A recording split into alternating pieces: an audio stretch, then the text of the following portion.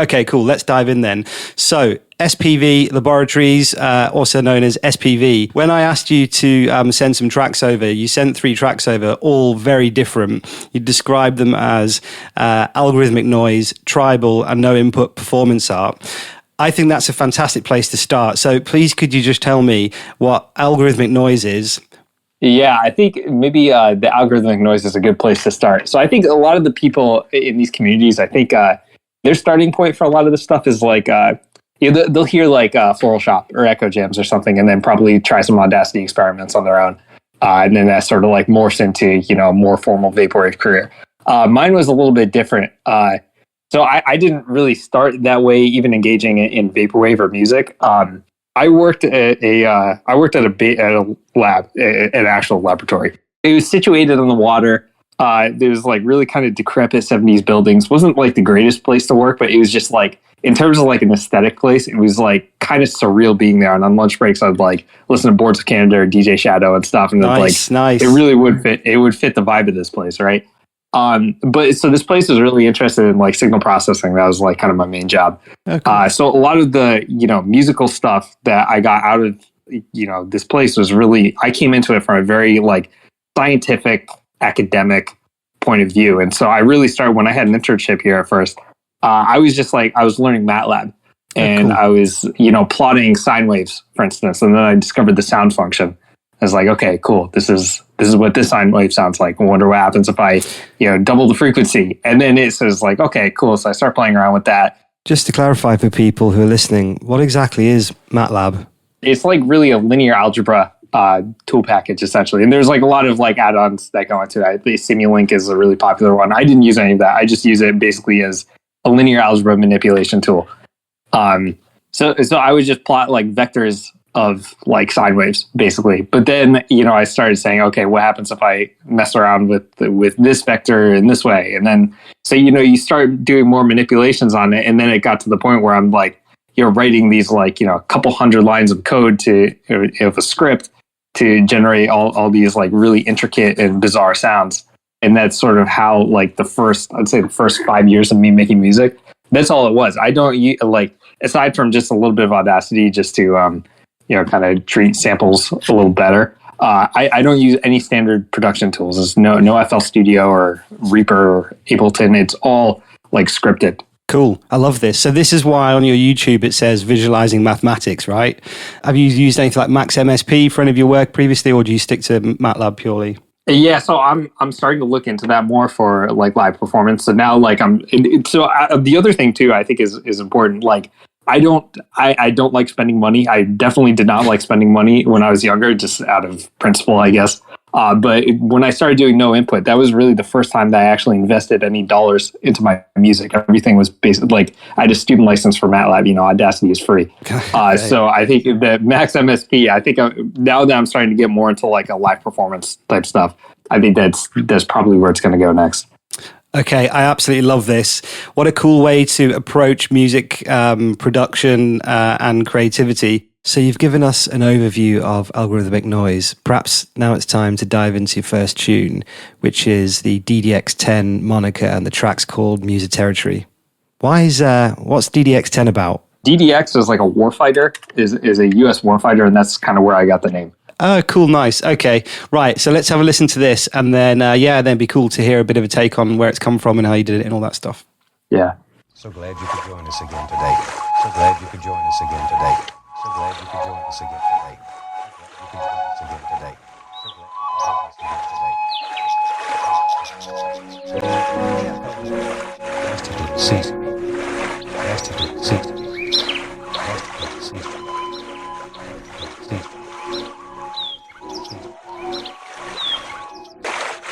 And I think it's a stereo. I think it's a stereo. And I think it's a stereo.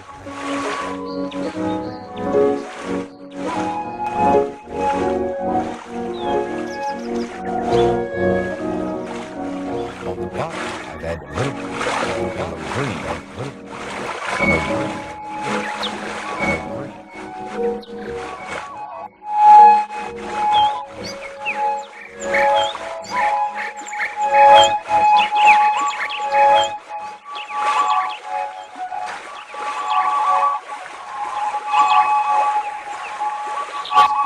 Let's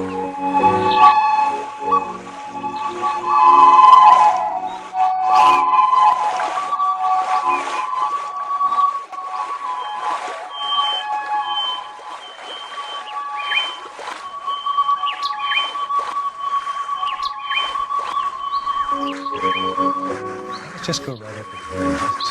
Just go right cradle. Let's just go cradle. Let's just go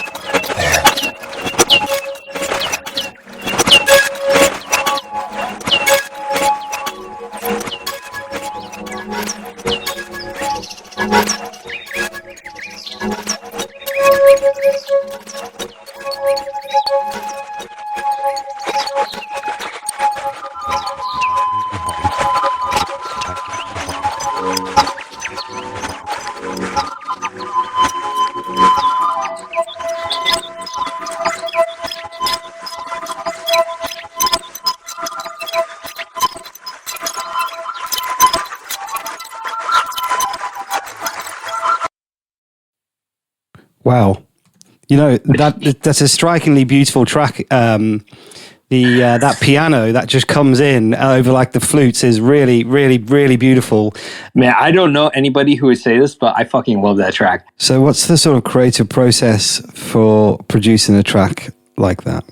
Like making algorithmic music, it's like you start out with a source of randomness, let's say, and ultimately you want to output from that randomness like something that resembles music, right?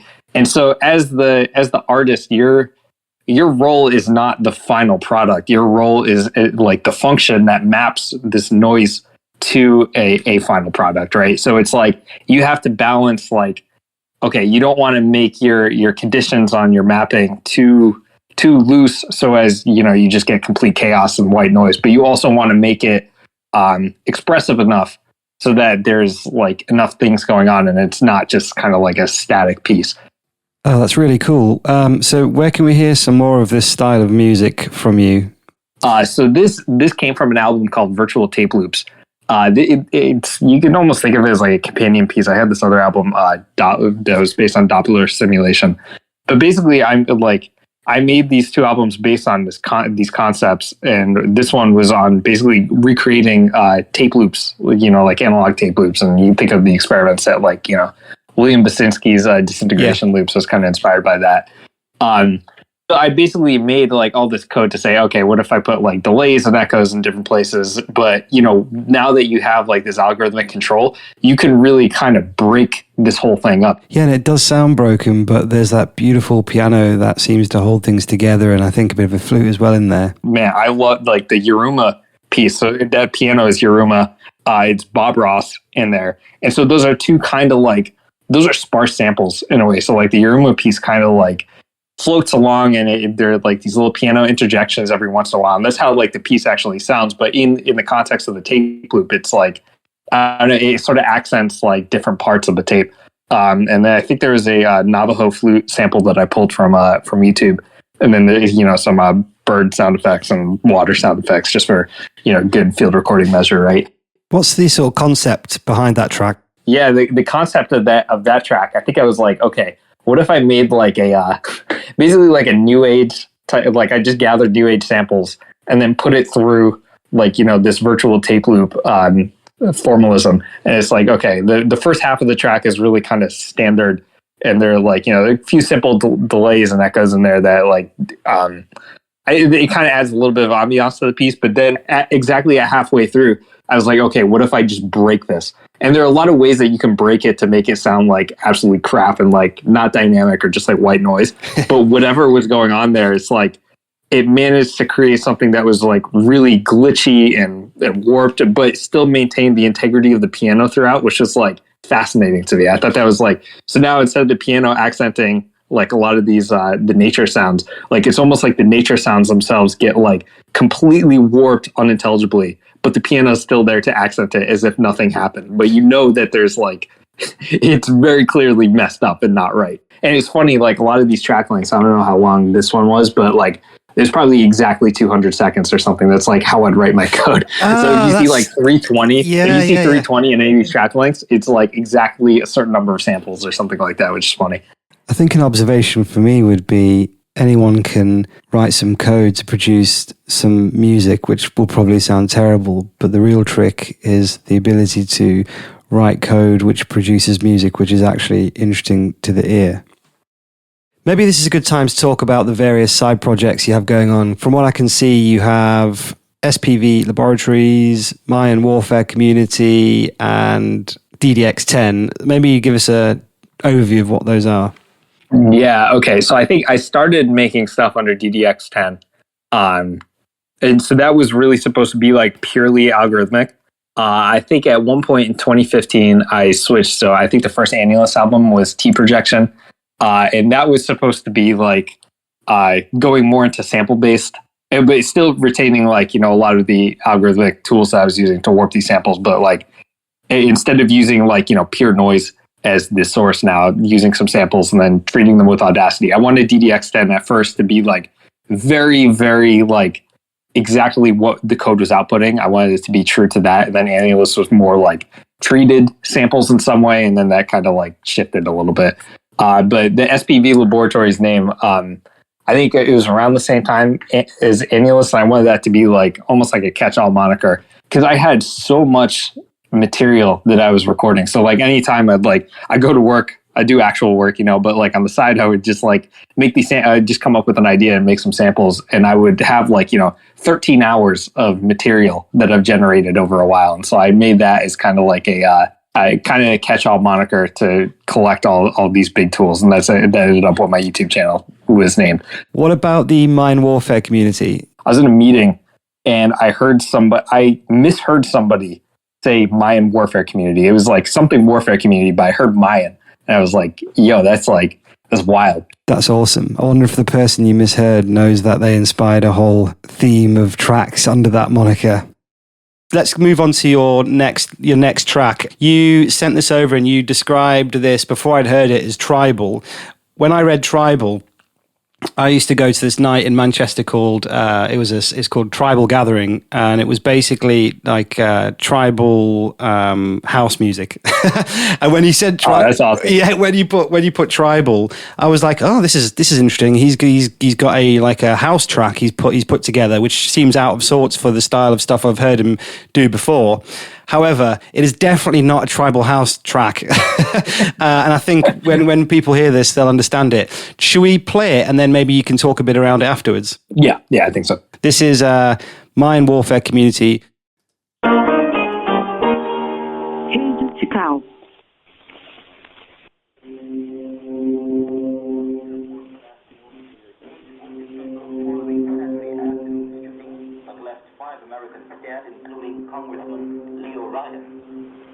United States Embassy spokesman said the wounded persons will be flown to either Andrews Air Force Base or Howard Air Force Base in the Panama Canal.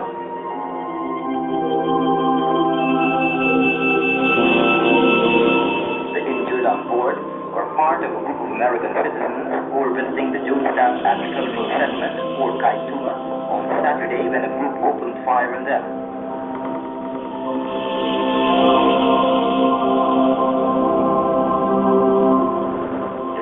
Killed in the shooting were NBC reporters Robert Brown and Don Harris, Greg Robinson, photographer with the San Francisco Examiner, and Patricia Mark, who was said to be a member of the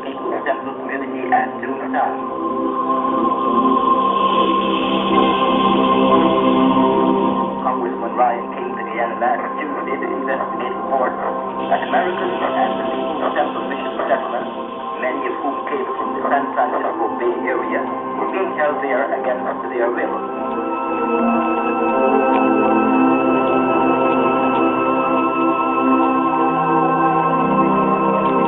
Accompanying Congressman Ryan to television and newspaper, and some 40 concerned relatives of Americans at the Jonestown settlement.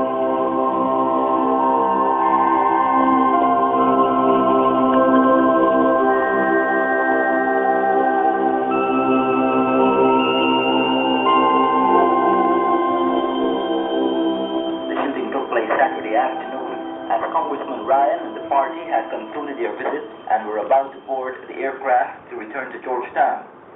Reports said that a man pulled a gun and opened fire, and this was an apparent signal for other armed people to start firing.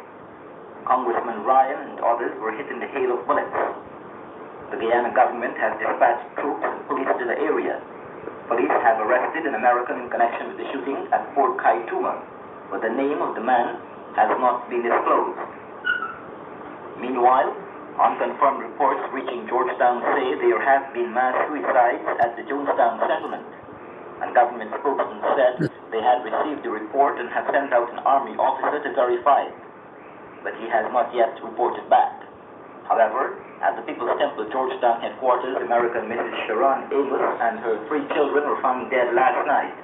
Police said they were working on the theory of murder-suicide or murder by persons unknown. Mrs. Amos was concerned with making most of the arrangements for Congressman Ryan's visit to Jonestown. Stallholders at the New Amsterdam Municipal Market are protesting.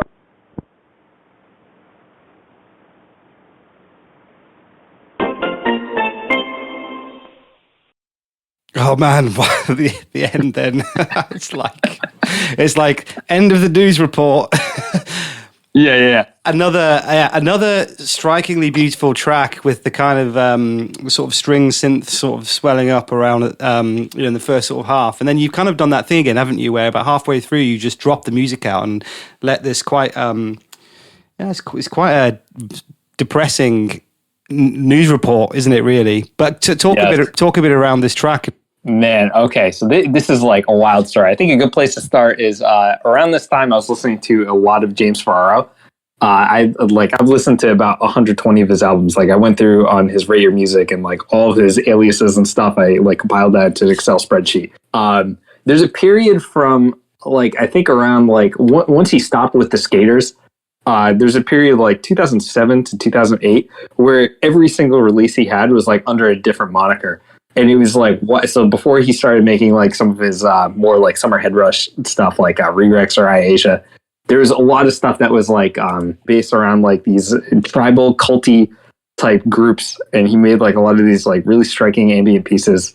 I think like I was really drawn to this kind of almost like a perversion of tribal music. Oh, that's interesting. But give me an example.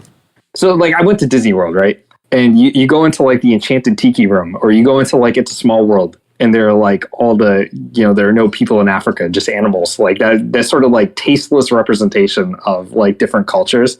And I just found myself being fascinated at the idea not of like, poor representations of, indigenous peoples, but like using that as like world building. Yeah. It's just, I was cool. Like fascinated by the, I would say the more tasteful way that Ferraro used like those cultures as like world building rather than as like commentary. You know what I mean? Totally. So I was listening to like a ton of this lo-fi stuff. This entire album, Radio Tikal, is a concept album that was recorded entirely in 8 kilohertz, partially on a BlackBerry 8830, but then a little bit on an LG Cosmos 3. So where did the actual concept for this album come from? There's this guy who goes by Tropical 3D, and I had a couple conversations with him because he started mixing sort of like Mesoamerican symbology with vaporwave 3D graphics and stuff, and I thought his work was really cool. So I had a conversation with him, and he told me about this concept that he was working on for a story about these basically like a post-apocalyptic scenario where now like technologically sound American people now had to like live with some of the indigenous peoples who were more well suited to the environment, and then like, you know, morphing that out like 1,000 years from then, seeing how I would say almost like the religious fundamentals of like, you know, these Mesoamerican communities were like integrated into now a technologically proficient society and what that would look like. And I thought that was really interesting, and that kind of played into this idea for Radio Tikal that I was thinking about, which was like, what would these cultures do if they had access to like shortwave radio technology? Like, what sorts of things would they put out? What sorts of things would they care about? But yeah, so the concept really came to fruition in this last track, which is Voice of Neo Chiapas, which I tried to make like an actual 15-minute excerpt of like a shortwave radio station with like noise, with some like commercials and stuff. And so it kind of finished off with this piece that the music was inspired. It was the same kind of chords that were from Aphex Twin's Selected Ambient Works. It was track 2 on disc 2, which is sometimes goes by Parallel Stripes. And that's actually, I think a lot of people have pointed out similarity to, I think it is Underneath the Deku Tree from Ocarina of Time, which I never played that game, but that song is awesome. Oh man, there are some amazing tracks from Ocarina of Time. I mean, the opening theme's good, but there's a track called Lost Woods, which once you heard it, never ever leaves your head. So just thinking about it, where's the audio from on that track? So the audio is from Jonestown. That tape is actually kind of interesting. There's after the Jonestown massacre, the FBI went down and they collected a bunch of audio tapes. And they basically, there's like a bunch of them that were in like whatever container that they were looking at. And so, I mean, the famous one that people know is the death tape, which is like actual recordings of people like drinking the poison flavor aid, which is just like incredibly harrowing to listen to. Yeah. But this other tape is the November 19th tape, which is, I think, the day after the massacre occurred. And which is interesting because there's like a lot of mystery around like, how did it get there? Who recorded this? Where's it come from? And so I put that in almost as like I cut the audio out and played the end of it as sort of a poignant reminder of how like these tribal culty cultures can kind of end.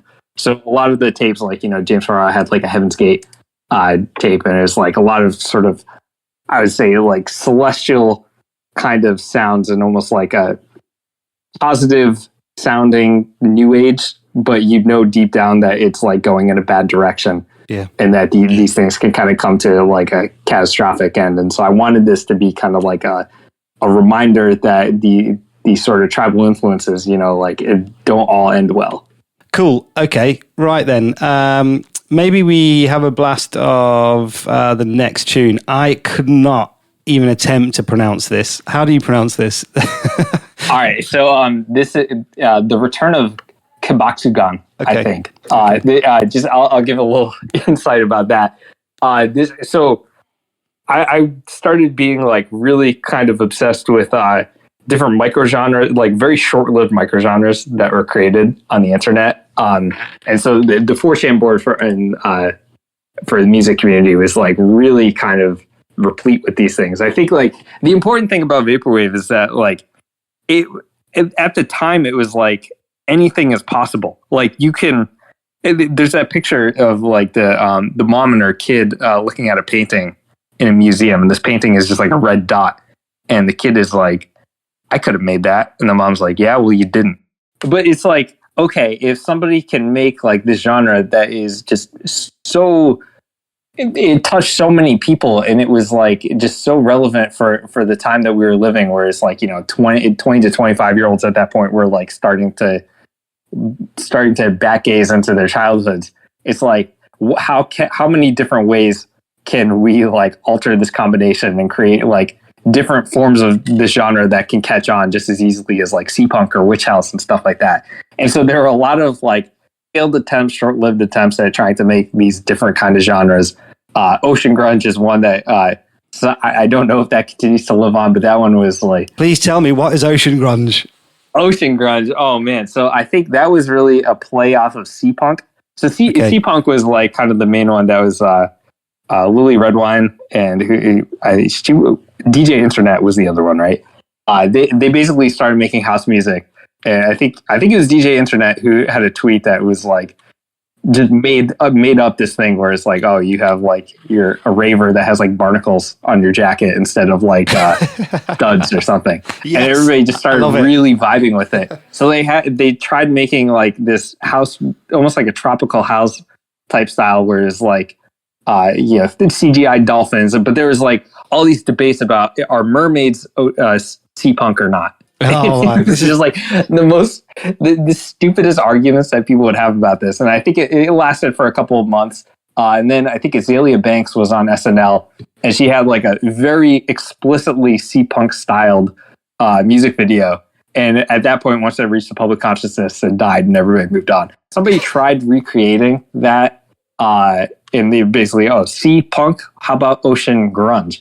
And so it was basically like just super washed out grunge songs, kind of in the vapory style. I think the first album that really came out was Sea of Dogs. Was it? It was like Store Memories, and it was like pretty well done. But this one person, one or two people, were posting threads every single day about this, like support your local ocean grunge community. Like they made all these like homemade memes, and they were like the only people posting in these threads. But it was like, that was the thing, like anything was possible. That genre could have gotten picked up just like vaporwave, and that was sort of like the thought. So anyway, all this going back to Kiboxugan, right? This one guy started a thread, I think it was like December 2015, and he just had like this meme alien picture, and he was like, yeah, I'm like an alien from outer space. I'm from the year 2276. Here are my transmissions. And they started calling it Alien Core, and it was like this really kind of glitchy, wonky type sound. And his album was like really good. Then they decided that Alien Core is actually like a metal subgenre, so they had to switch it to Exotransmission, and there's a lot of confusion. But it died out within like a week. But like there's a week where people were like pretending to be aliens and posting like a bunch of shit. So like I've always used like the alien mask as in some of my performances. And so I was like, hey, I want to pay homage to this. This is a pretty funny album at the time. So anyway, that's the story of the name. Oh, that is absolutely awesome. One thing I really want now is a jacket with barnacles instead of studs on it. So now's probably a good time to dive in and have a listen to that track. So let's have a listen.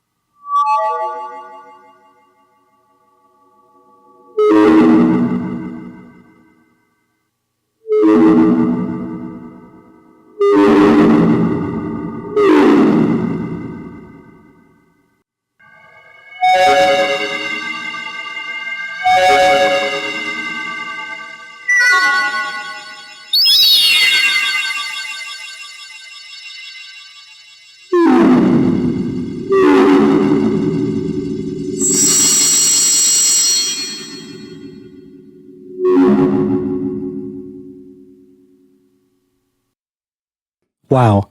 Okay. So the first thing I'd like to point out is the cover to this track, which appears to be you wearing an alien face mask in a sort of terrifying environment. I encourage people to go and check that out on your YouTube. When I asked you about this track over Discord, you described it as no input performance art. So I've got to ask the question, what is that? No, so I guess the performance art is kind of referring to like most of the content that I have up on YouTube. But I started like once I got this set up, the idea was that basically I was going to stream these sets on Twitch. So you mentioned the the image of this album is me in like this sort of like concrete surrounded. There's like exposed piping in there. That's actually my unfinished basement. So it's not so mysterious. But the camera, yes, I use a actual 1993 VHS camera for all my Twitch streaming. And so my brother actually plays a lot of rhythm games. He plays like a lot of Dance Dance Revolution. So that's like the camera that he uses to stream some of this stuff too, which is kind of, so some people find that music. It's a terrifying image. I mean, I highly recommend that anyone who has the chance to go and check out the YouTube goes and looks at it. There'll be a link in the description for the podcast, because the performance is brutal. I mean, it is a full-on assault of the ears. But then there is these moments where the noise drops away and there's these kind of sparse alien landscape type moments that appear. But yeah, the terrifying sort of 90s camera vibe adds to it. It feels dark and weird. It's good. I like it. Which is so funny because there's so like I'll like stream these sets on Twitch, right? And there's so many moments of just like pure stupidity.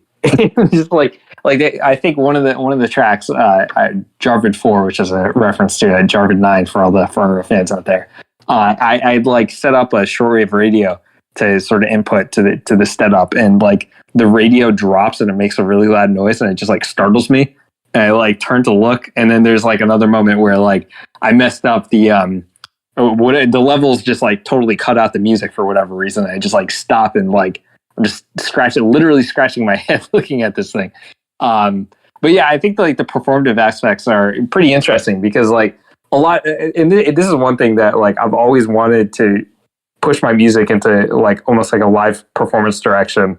Because like the whole algorithmic noise setup is like very prepared, and even though like a lot of the results are kind of random in some sense, there's like you have to prepare the scripts to do that, and it's like ultimately my goal is to start doing like some live coding. But the no input allows me to be a little bit more performative in that aspect, and I can like go on these Twitch streams and just like make some music for like a half hour and then cut it up and put it into a release. So that's kind of where this is coming from. Oh, cool. Yeah, it makes perfect sense.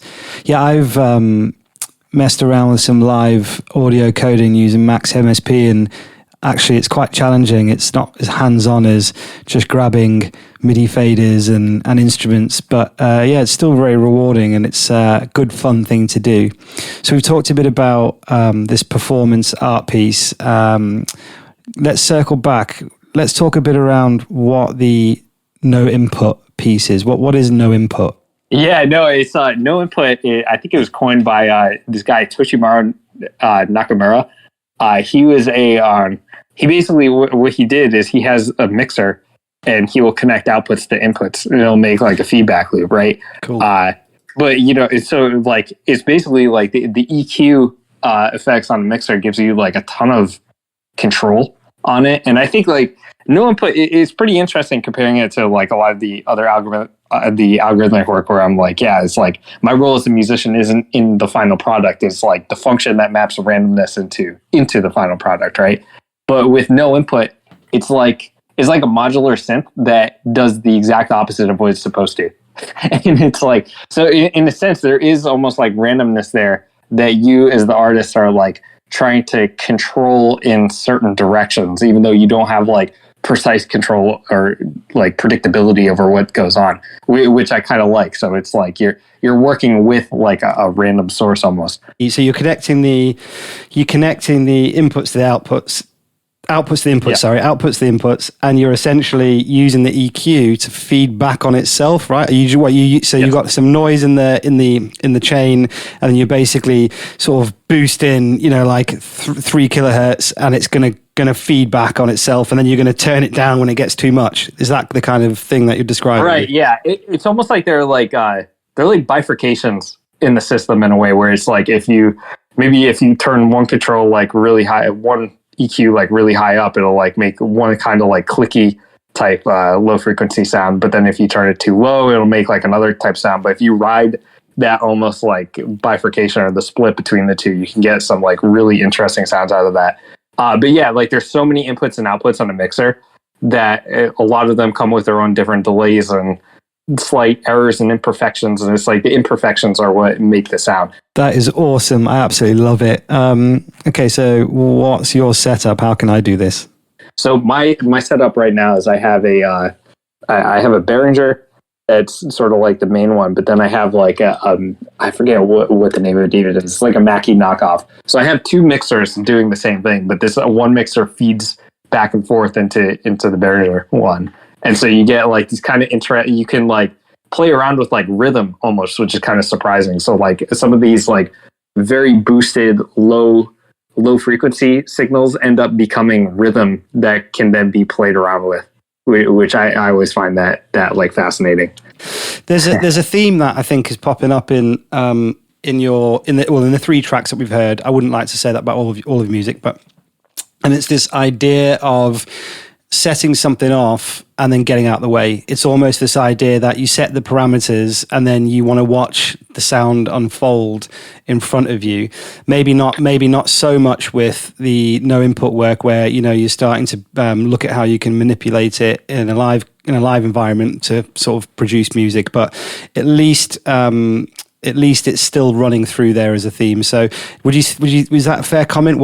And if it is a fair comment, why do you like that style of composition? It's easy when you step out of the way. No, I think it's I think it's almost like sound in its purest form in a way.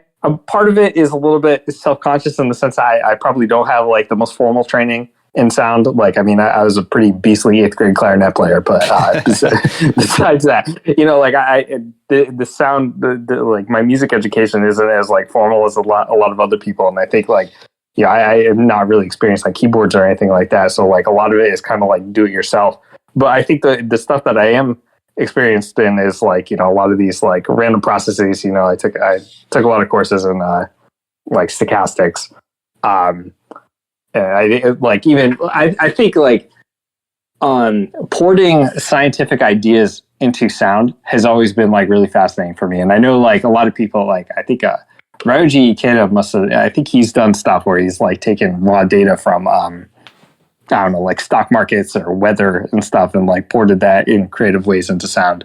So some of those concepts end up finding their way into sound in creative ways. So I think like this, if you see any of the visuals on my YouTube channel, those are like pretty similar. But I think that's like, I don't know why.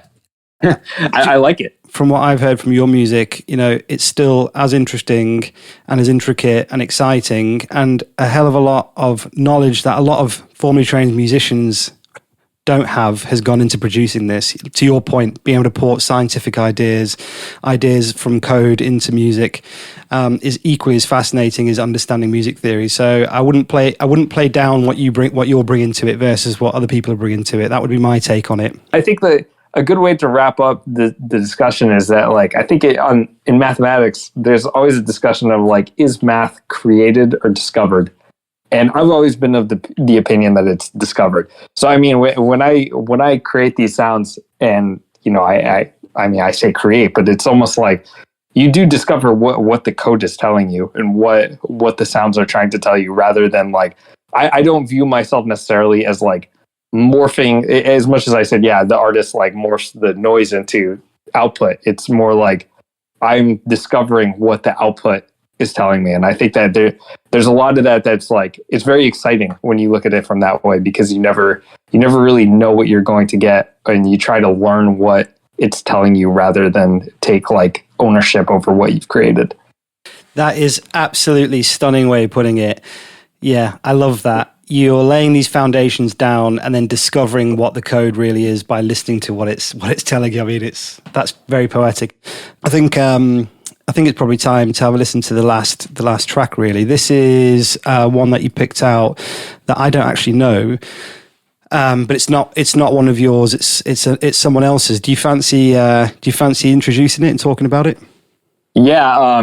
So I wanted to pick something that I figured some of your listeners might not have heard. Because I mean, if I was just going to pick my favorite track, or like track that maybe inspired a lot of the stuff that I do, I just pick like, Boards of Canada, An Eagle in Your Mind, and call it a day, because that track is incredible. But this is a track from John Hassel, and he did a collaboration with a group called Farafina, which is a sort of an 8-person group from Burkina Faso that makes a lot of interesting, tribal African music. John Hassel passed away last year, so he was like a huge inspiration at the time that I was making some of the Mayan Warfare Community tracks, and the way that he's kind of known for this fourth world concept. He has a lot of interesting theories about sort of evoking mixing kind of the world building sensibilities while still retaining a lot of like the authentic sounds of the cultures that he's like almost building off of. So this is like a lot of his tracks are a little bit more downbeat and ambient, but this one is kind of upbeat and kind of a very, very kind of happy, interesting track. And I think that the thing to pay attention to is he's most known for his modulated trumpet effects, which are always like really interesting to hear live. Bloody love a modulated trumpet, me. I look forward to having listened to it. Hey, so we've come up to the hour. We'll put this track on now. I really appreciate you coming on. This has been a fascinating conversation. Very few people that are going to listen to this are going to have heard of MATLAB, heard of these different approaches to generative music. So I'm guaranteed this is going to be really different and quite fascinating to a lot of people. Thank you so much again, and I'm sure we'll speak again. All right, absolutely. See you later. Bye.